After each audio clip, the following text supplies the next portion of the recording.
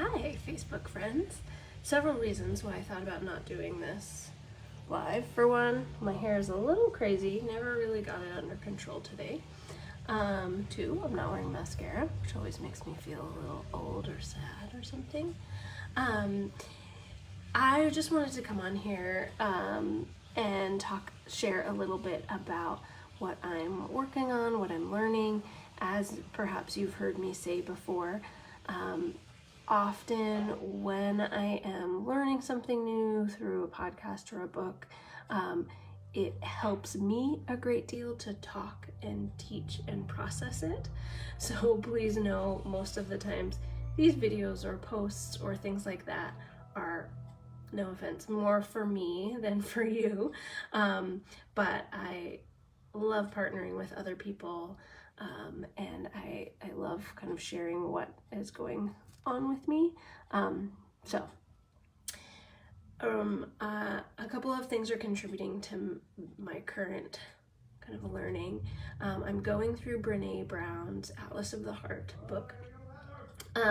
If you were unfamiliar with it, it's her newest book. She's a shame researcher, and she talks especially about the language of emotions and how when we have language around emotions, it helps us better be able to understand our experiences, and that we have to get granular. David's here. Who is that anymore? No one right now. You scared them off. Great Scott. Lost my train of thought. And so her book, Atlas of the Heart, really talks about 88 different emotion words and sort of defines them. So we have a deeper, granular understanding of the emotions that we have so that we can recognize them in ourselves, because we have to do that before we can recognize and connect to them in other people. So that is what I've been kind of learning, Atlas of the Heart. And I've also been really thinking a lot about my kid sister is a counselor, and she has this pin that she wears. It's called Feel the Feelings.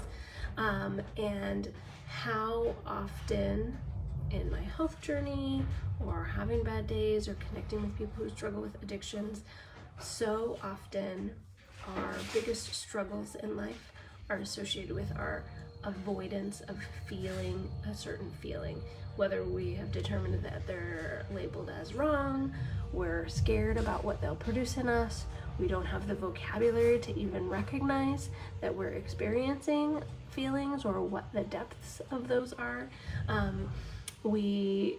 This is gonna be a bit of a rabbit trail. We watched that mini series about oxycodone called Dopesick. Amazing. But in the very end, they talk about addiction and how so often addiction is related to our inability to feel the feelings. And so when I look at my own life, that is something that particular kinds of feelings I've struggled with acknowledging, feeling, experiencing. And so that's part of the work that I've been embarking on, is starting to lean into recognizing my own emotions, having vocabulary for them, and giving myself permission to feel them. I am a natural optimist. Being happy and go-lucky and carefree is one of my favorite things about myself. That's what comes easily for me.